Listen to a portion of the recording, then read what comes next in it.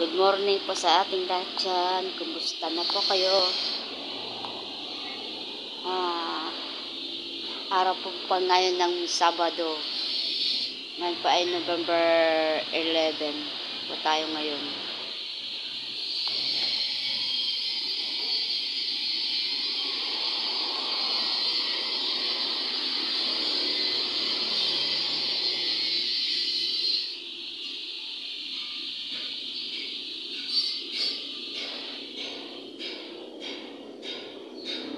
Bilis pa talaga ng panahon, no?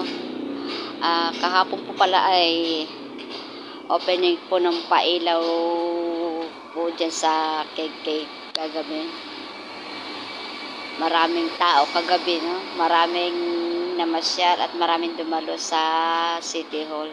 Siyempre maraming taong nag-e-enjoy nga naman sa pailaw. At mamayang gabi po ulit, baka alam ko na marami ulit tao mamaya, pangalawang gabi.